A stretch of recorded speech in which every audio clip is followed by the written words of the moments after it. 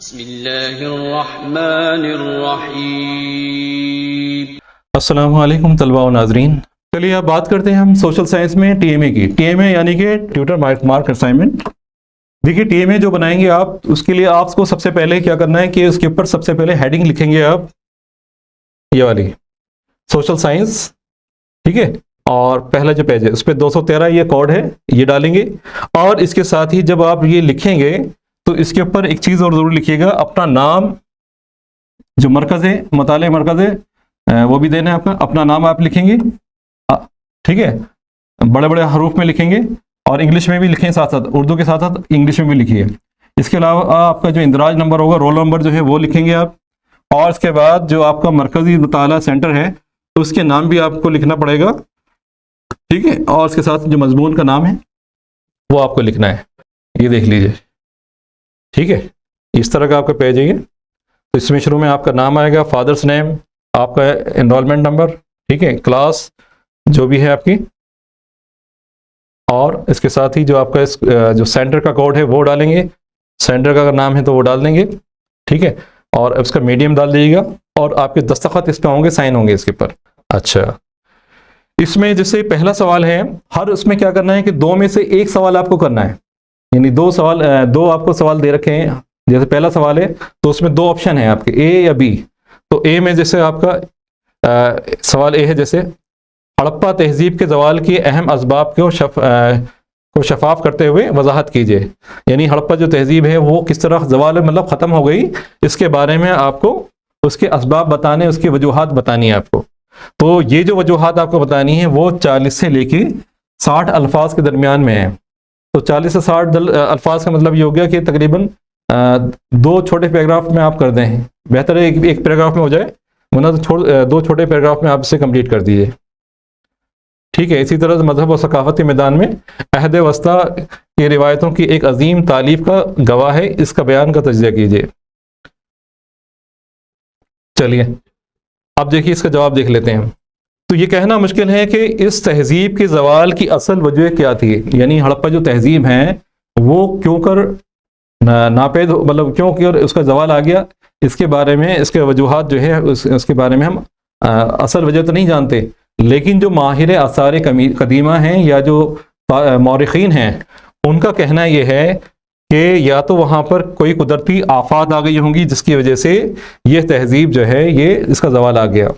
अब कुदरती आफात बहुत सारी हो सकती है, इसमें आपका जल्जला भी हो सकता है, या हो सकता है कि यह जो है यहाँ पे सूखा पड़ गया हो, या जो नदी है उसने अपना रास्ता बदल लिया हो, या हो सकता है और कोई वजह रही हो कुदरती जिसकी वजह से जो है ये लोग उस जगह को छोड़ने पे मजबूर रहे हों। तो इस तहजीब के जवाल की नहायत अहम वजह कुदरती आफात को समझा जा सकता है, और बार बार आने वाली सैलाब, नदियों को सूख जाने, मिट्टी के ज़रख़ेज़ी में कमी आने की वजह से, लकड़ी की मुस्तकिल खेत के खपत के सबब भी हो सकता है, और जंगलात व जंगलों का सफाया होने की वजह भी हो सकती है। और जैसे मैंने बताया, ज़लज़ले, बारिश की कमी, रेगिस्तान का फैलाव भी उसकी वजह हो सकता है, ठीक है। और कुछ दानिश्वर, जैसे मैंने बताया माहिर आसार कदीमा, उनका ये कहना है कि मेसोपोटामिया के साथ बैरूनी तिजारत में कमी की वजह भी इस तहजीब के जवाल का सबब हो सकती है। अब देखिए उस दौर में हम देखें तो उस दौर में इराक़ के साथ भी और ओमान के साथ भी हिंदुस्तान के तिजारती ताल्लुकात थे, और इसकी बहुत सारे शवाहिद हमें उन इलाकों से भी मिलते हैं। ख़ासकर ओमान में देखें तो ओमान में भी बिल्कुल बहुत सारी जो मोहरें हैं जो कि हड़प्पा तहजीब में इस्तेमाल होती थी, वहाँ से मिली हैं हमें खुदाई में। इसी तरह मेसोपोटामिया भी उसी दौर की तहजीब है तकरीबन, ये दोनों साथ साथ, बल्कि मेसोपोटामिया की थोड़ी और पुरानी है, ठीक है, 5000 साल पुरानी। तो इस सवाल का जवाब जो है आपको चैप्टर 1 में सफ़ा नंबर 32 में भी देखने को मिल जाएगा। इसका टॉपिक है 1.2.15। इसी तरह से दूसरा सवाल है, दर्ज झैल में से किसी सवाल का जवाब तकरीबन 40 से 60 अल्फाज में दीजिए। अब इसमें है, अपने इलाके की हयातियाती तनू को महफूज रखने के लिए किन्हीं दो तरीक़ों की तजवीज़ दीजिए। अपने इलाके में जो आपके हयातियात हैं, हयातियात उसमें आपके हमारे जंगल भी हैं, पहाड़ भी हैं, और उसमें जो रहने वाले जो जानवर हैं आपका, ठीक है, ये सब बाकी जो इसमें पेड़ पौधे भी हयातियात हैं, जो जानवर भी हयातियात में आते हैं, तो उसको हम किस तरह से महफूज रखें अपने इलाके के जो ठीक है, तो उसके बारे में हमें दो तरीके बताने हैं। ठीक, बढ़ती हुई आबादी और इंसानी जो तर्ज ज़िंदगी है, आप देख रहे हैं कि किस तरह से आए दिन हम देखने को मिलता है, बहुत सारे हमें देखें वाक़यात ऐसे नज़र आते हैं कि यानी जो रिहायशी इलाकों के अंदर, खासकर आप देखें गांव से जो जंगलात से जुड़े हुए जो गांव हैं, ठीक है, इसी तरह से जो शहर हैं जो जंगलात से जुड़े हुए हैं, उनमें आए दिन हमें बहुत सारे ऐसे चीज़ें देखने को मिलती हैं। उसमें जो तेंदुआ है या इस तरह से शेर हैं, वो उन जगहों पे आ जाते हैं खाने की तलाश में। ठीक है, अब जब खाने की तलाश में आते हैं वो लोग, तो जाहिर सी बात है, तो वो फिर जो मासूम लोग हैं उनके ऊपर हमला भी करते हैं वो। ठीक है, अब इस तरह होता यह है कि बढ़ती हुई आबादी जो है इसका एक सबब है, जिसकी वजह से हम क्या हो रहा है कि हम जो है जंगलात की में दखल दे रहे हैं, दखल अंदाजी हमारी क्या हो, जंगलात की तरफ बढ़ती जा रही है। ठीक है, तो बढ़ती हुई आबादी और इंसानी तर्ज ज़िंदगी में आई जो तब्दीली है, उससे क्या हो रहा है, कुदरती वसाइल का कमर्शियल इस्तेहसाल हो रहा है, एक्सप्लॉयटेशन हो रहा है। ठीक है, और इसके नतीजे में हमें हयाती तनू जो है कम होता जा रहा है, और हयातियाती तनू को बचाने के लिए हम ज़्यादा से ज़्यादा क्या कर सकते हैं, पेड़ लगाएं। ठीक है, क्या कर सकते हैं, पेड़ लगा सकते हैं हम, और माहौल को खुशगवार और मिट्टी को कटाव को रोक सकते हैं। जाहिर सी बात है, आप देखिए किस तरह से कुदरती आफात जो है रोज़ बरोज़ बढ़ती जा रही हैं। आप देखिए जो अभी शिमला के पास किस तरह से जो है वो पहाड़ जो है खिसक गए हैं।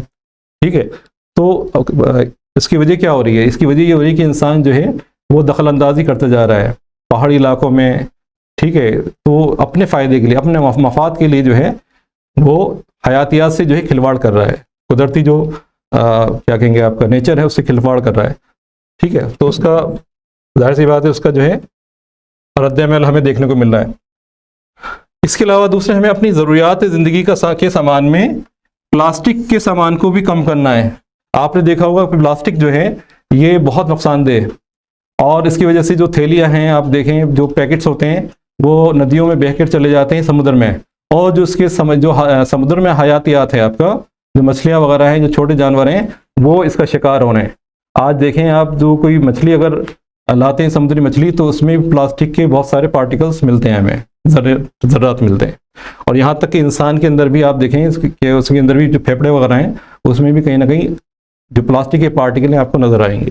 तो हमें अपनी जो ज़रूरियात ज़िंदगी उसमें प्लास्टिक के सामान को भी कम करना है, और हमें ऑर्गेनिक जो सामान है उसको अपनाना है। ऑर्गेनिक यानी जो चीज़ें ख़ास यानी जिसमें क्या कहते हैं, केमिकल्स का इस्तेमाल ना हो, जिसमें ठीक है, केमिकल से परे जो चीज़ें हों उसका इस्तेमाल हमें अपनी ज़िंदगी में लाना है।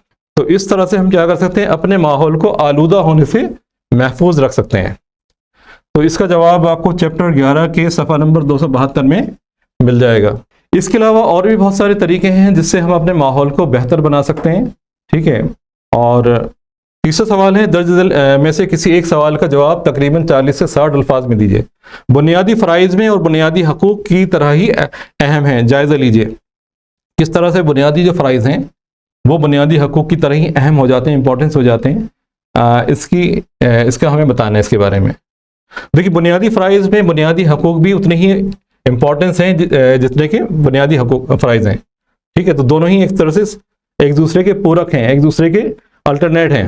हर हक के बदले में समाज अपने शहरियों में तवक्का रखता है कि वो बाज़ ऐसी चीज़ों को अंजाम देंगे जिन्हें मजमूई तौर पर फ़राइज़ के तौर पर जाना जाता है।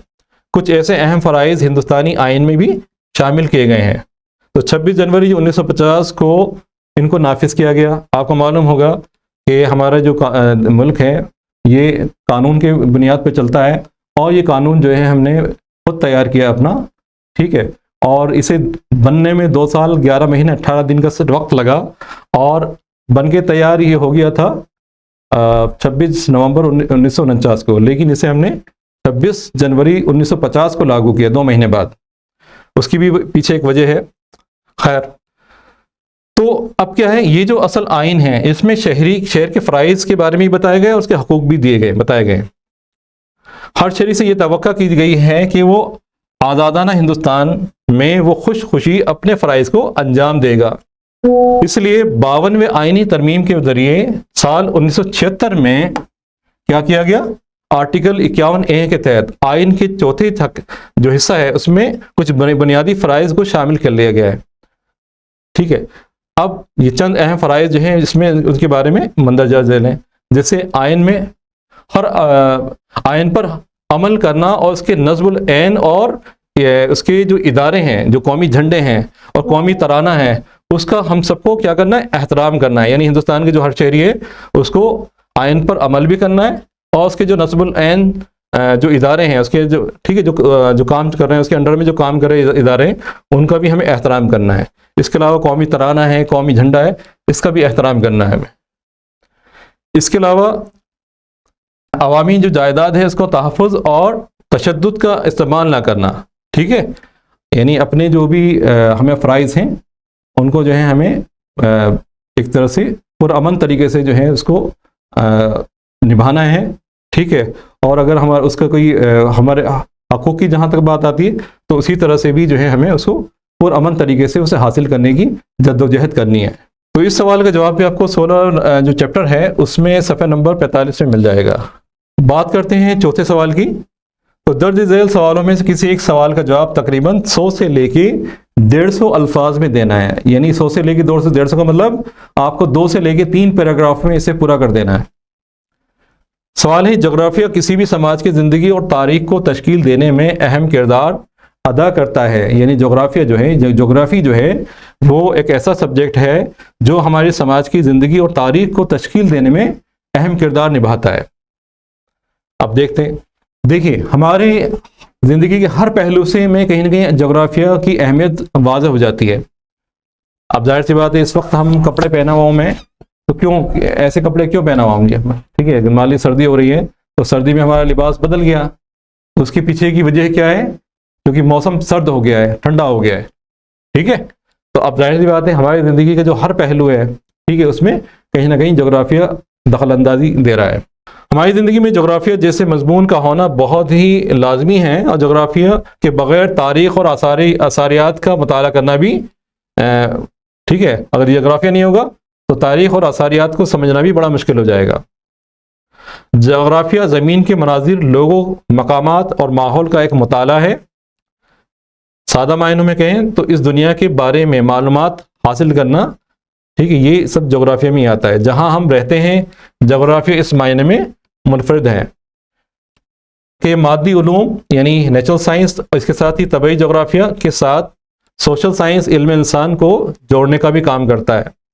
तो इस तरह किसी भी समाज की ज़िंदगी और तारीख को शक्ल देने में जोग्राफिया एक अहम किरदार निभाता है और ये तमाम दुनिया की सकाफ़तों, सियासी निज़ामों, माशत और ज़मीनी मनाजिर और माहौल में फ़र्क व शनाख्त करने में हमारी मदद करता है।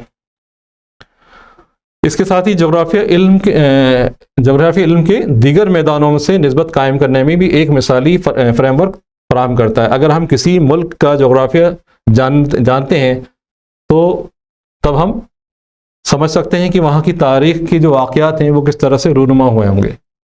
जोग्राफी के मुताले से हम ये मालूम कर सकते हैं कि बर्फ़ानी दौर और उसके बाद के माहौल में तब्दीली किस तरह से वाक़ हुई। और इसी तरह हम देखते हैं कि जितनी भी कदीम तहज़ीबें हैं उनमें से जोग्राफिया का अहम दखल रहा है। दुनिया की अहम तहज़ीबों का जन्म भी कहाँ हुआ है, नदियों के करीब हुआ है। चाहे वो हड़प्पा तहज़ीब हो, चाहे वो सिंध की तहज़ीब जो सिंध नदी के आसपास शुरू हुई, इसी तरह से मेसोपोटामिया की तहज़ीब वो भी दजला और फरात के किनारों में आबाद हुई। इसी तरह से और जितनी भी तहज़ीबें, चाहे चाइना हो, चाहे आपका यूनानी तहज़ीबें हों, रोम की तहज़ीब हो, और इसी तरह से दुनिया की और या मिस्र की तहज़ीब मान लीजिए, तो मिस्र की तहज़ीब जो है वो मिस्र की नदी जो है, नील नदी के किनारे जो है, ठीक है, परवान चढ़ी। तो इन सभी तहज़ीब में हम देखें नदियों के अहम रोल को हम जुटला नहीं सकते। तो इन नदियों के ज़रिए ही वो लोग ज़राअत करने में कामयाब हुए और इसी तरह आमद रफ्त के ज़राए के तौर पर भी वो इनका इस्तेमाल करते थे। अब है पाँचवा सवाल। पाँचवा सवाल ये है कि ये भी 100 से लेके 150 अल्फाज में इसका हमें जवाब देना है। इसमें है कि 3 सतही साख्त में देही मकामी खुद मुख्तार हुकूमत के किरदार और जिम्मेदारियों का जायज़ा लीजिए। अब 3 सतही जो हम साख्त है उसमें हम देखें तो पंचायती जो राज है आपका, ठीक है, पंचायत जो देहातों में काम करती है उसको 3 सतहों में हमने बांटा है। हिंदुस्तान में मकामी जो हुकूमतें हैं वो 2 तरह की होती हैं, एक है देही इलाकों में काम करने वाली और दूसरी शहरी इलाकों में काम करने वाली। देही मकामी हुकूमतों के जो निज़ाम है उसमें हम देखें तो पंचायती निज़ाम उसे कहते हैं हम। तो पंचायती निज़ाम क्या है कि माजी में अदलिया का काम भी यही करती थी और मकामी तनाज़ात और दीगर मसाइल भी पंचायतों के पास ही भेजे जाते थे और इन्हीं के फैसलों को एहतराम की निगाह से देखा जाता था। महात्मा गांधी जैसे हमारी कौमी रहनुमाओं ने भी इसी निज़ाम पर पुरएतमाद किया उन्होंने भी कि और हमारे मुल्क के आइन साज जो थे इस निज़ाम को बहुत अहम समझते थे और उन्होंने क्या करा, इसके लिए रियासती पॉलिसी की हिदायती उसूलों में एहतमाम किया और आइन में भी बयान किया गया इसके बारे में। रियासत देही पंचायतों को मुंतज़िम करने के इक़दामात करेगी और उन्हें ऐसे अख्तियारात और इक़्तिदार की तफवीज़ जो है करेगी जैसा कि मकामी, ठीक है, और ख़ुद इख्तियार हुकूमत की इकाइयों के तौर पर ज़रूरी हो सकता है, ठीक है, उन्हें अमल करने का अहल बना सकती है। और गांव की पंचायत की मुद्दत जो होती है वो 5 साल रखी गई है। इसका काम क्या होता है कि गांव की सफाई को यकीनी बनाना, इसके अलावा लाइट का इंतज़ाम करना, पीने की जो है के लिए साफ़ पानी मुहैया कराना, गलियों को साफ़ करना, ठीक है, और इसी तरह से उनका रखरखाव करना गलियों का, और डिस्पेंसरी, ठीक है, डिस्पेंसरी जो है वो उसका काम अंजाम देना, ये काम है पंचायत का। इसके ऊपर जो आती है एक दूसरी सतह पे आती है पंचायत समिति, ठीक है। अब पंचायत समिति का क्या है काम है, ये पंचायत समिति कई काम अंजाम देती है। ये कुछ अहम काम इस तरह से इसमें आते हैं। इसमें एक तो आता है कि ज़राअत की ज़मीनी इस्लाहात करना, ठीक है, इसके साथ ही पन बांध, ठीक है, इसका सुधारना, समाजी और फार्मिंग, ठीक है, और जंगल बानी तकनीकी, और हम देखते हैं इसमें वोकेशनल तालीम। इसके अलावा पंचायत समिति कुछ स्कीमें भी तैयार करती है, ठीक है। जैसे इसके बाद तीसरे नंबर पे आता है ज़िला परिषद। अब ज़िला परिषद के भी कई सारे काम हैं।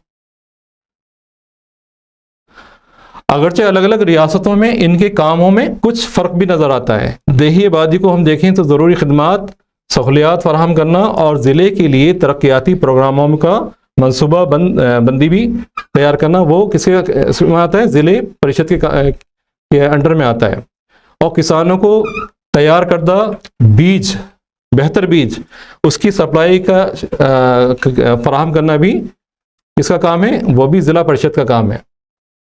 इसके अलावा काश्तकारी की नई तकनीक की जो मालूमात फराहम करना भी ये काम ज़िला परिषद का है। इसके अलावा गाँव में स्कूलों की तामीर करवाना और गाँव में प्राइमरी हेल्थ सेंटर जो है कायम करना, ये ज़िला परिषद का काम है।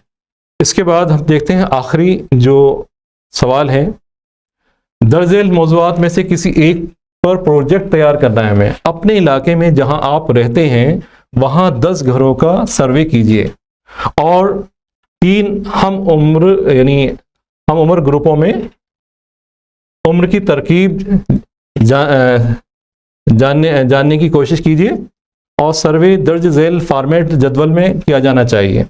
यानी एक तरह से हम क्या करना है कि हमें अपने आसपास के इलाके की 10 फैमिली का क्या करना है, एक तरह से सर्वे करना है और उस सर्वे करके हमें एक रिपोर्ट तैयार करनी है उसके बेस के ऊपर। पहला है कि घर में ऐसे बच्चे जिनकी उम्र 0 से 14 साल, यानी अभी वो पैदा हुए हैं और उनकी उम्र 14 साल के दरमियान में है, ठीक है। तो 10 के 10 जो परिवार हैं उनमें ऐसे कितने मर्द यानी बच्चे हैं और कितनी औरतें बच्चे हैं, ठीक है। फिर उसके बाद मर्द और औरतों का फीसद हमें निकालना है।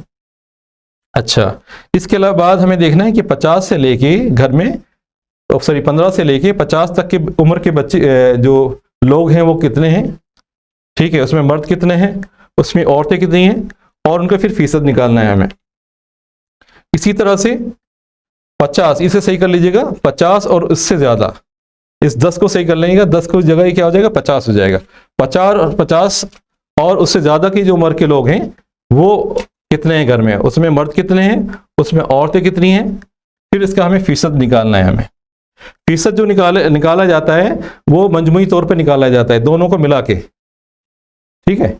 उसका मैं बता दूंगा आपको तरीका। अब हम मान ली 10 घरों में हम गए, 10 घरों में हम गए तो हमने देखा कि वहां पर जो बच्चे पैदा हुए हैं और उनकी उम्र 14 साल तक की है, तो ऐसे बच्चे जो लड़के थे उनकी तादाद है 15, और जो लड़कियां हैं उनकी तादाद है 10, ठीक है। तो टोटल कितने हो गए, 10 और 15, आप जोड़ लीजिए कितने हो गए, 25। अब 25 जो आ गया हमारे पास, अब क्या करेंगे हम मर्दों का फीसद निकालना है, तो हम क्या करेंगे 15/25 मल्टीप्लाई 100, 15/25 मल्टीप्लाई 100, यानी अब 15/25 मल्टीप्लाई 100, यानी 25 को 100 को 25 से डिवाइड करेंगे हम तो 4 आ जाएगा। तो 4 को जब 15 से मल्टीप्लाई किया तो 60 आ गया। तो ये कितना फीसद हो गया, मर्दों की तादाद 60% हो गई। इसी तरह से 10/25 मल्टीप्लाई 100 करके जब हम करेंगे तो यहां पे आ जाएगा 4, यानी 100 को जब 25 से डिवाइड करेंगे तो 4 आ गया, 4 को 10 से मल्टीप्लाई किया 40, तो ये 40% औरतों की तादाद हो गई, ठीक है, जिनकी उम्र 0 से 14 के दरमियान है। इसके बाद वो मर्द या औरतें जिनकी उम्र जो है 15 से 50 के दरमियान है, ठीक है। तो हमने फर्ज कर लिया कि वो उनकी तादाद जो मर्द है वो 18 है, ठीक है, और औरतों की तादाद जो है 16 है, ठीक है। अब टोटल तादाद कितनी हो गई, 16 और 18 34, 34। अब 18 को डिवाइड करेंगे 34 से और मल्टीप्लाई करेंगे 100 से, ठीक है। तो इससे क्या हुआ, तकरीबन 53% या 53% जो है आ गई तादाद मर्दों की, और इसी तरह से 47% जो है वो औरतों की आ जाएगी, यानी 16/34 मल्टीप्लाई 100, तो 47% जो है औरतों की आ जाएगी। इसी तरह से ऐसे मर्द और औरतें जिनकी उम्र जो है 50 से जायद है, 50 की उम्र से ज़्यादा है, तो हमने देखा कि वो मर्द जो है वो 4 हैं और ऐसे औरतें जो हैं 6 हैं, ठीक है। अब 4 को डिवाइड, अब 6 और 4 कितने हो गए, 10। अब क्या किया हमने, 4 को डिवाइड किया 10 से और मल्टीप्लाई कर दिया 100 से, ठीक है। तो जब 100 को 10 से डिवाइड करेंगे तो आ जाएगा 10, 10 की 4 से मल्टीप्लाई करी 40, तो 40% हो गए मर्द। इसी तरह से 6/10 मल्टीप्लाई 100, 6 को डिवाइड किया 10 से और 100 से मल्टीप्लाई कर दिया, तो 10 से 100 जो डिवाइड करेंगे तो आ जाएगा 10, ठीक है, और जब मल्टीप्लाई करेंगे 6 से तो हो जाएगा 60, तो 60% हो गई औरतों की तादाद और 40% हो गई मर्दों की तादाद, ठीक है। चलिए, अब हमने एक ये पूछा कि इनके घर के हालात कैसे हैं, इसके पर ये बताना था हमें। तो जिन घरों में हम देखा कि लोग तालीम याफ्ता हैं, इनके हालात से ज़िंदगी ज़्यादा बेहतर है नज़र आते हैं हमें, और वो लोग अपने बच्चों को भी सही से तालीम दे पा रहे हैं और उनकी सही से परवरिश कर पा रहे हैं, उनकी सेहत का भी ख्याल रख रहे हैं, ठीक है। और जिन घरों में हम देखें लोग तालीम याफ्ता नहीं हैं, ठीक है, तो इनके हालात ज़िंदगी कोई ज़्यादा हमें बेहतर नज़र नहीं आते, इनके बच्चे भी तालीम से थोड़े महरूम हैं कहीं कहीं, और उनकी सेहत भी जो है अच्छी नहीं है, ठीक है। और इसकी वजह क्या है, सबसे बड़ी वजह गुर्बत है। इसे आप अपने हिसाब से भी कर सकते हैं, ठीक है, ये तो मैंने अपने हिसाब से आप बना लिया, आप अपने हिसाब से भी जो है इस तरह से रिपोर्ट तैयार कर सकते हैं, ठीक है। आप अपने आसपास के पड़ोस के 10 घर देख लें, उनमें आप देख लीजिए कितने उसमें बच्चे हैं जिनकी तादाद जो है, जिनकी उम्र जो है 0 से 14 साल के दरमियान है। उनमें फिर जो बड़े लोग हैं जो 15 से 49 के दरमियान में है, उनकी आप देख लीजिए, जो फिर इसके बाद 50 से लेके जितने बड़े हैं उम्र के हों उनके आप देख लीजिए तादाद कितनी है, उसमें औरतें कितनी हैं, फिर उसमें मर्द कितने हैं। तो ये तो खुद भी आप बना सकते हैं, कुछ इसमें ऐसा है नहीं। बाकी आपको फीसद निकालना होगा कि किस तरह से फीसद निकाला जाता है इसका। चलिए इंशाल्लाह, तब तक के लिए अल्लाह हाफिज़, अपनी दुआ में याद रखें। अस्सलाम वालेकुम।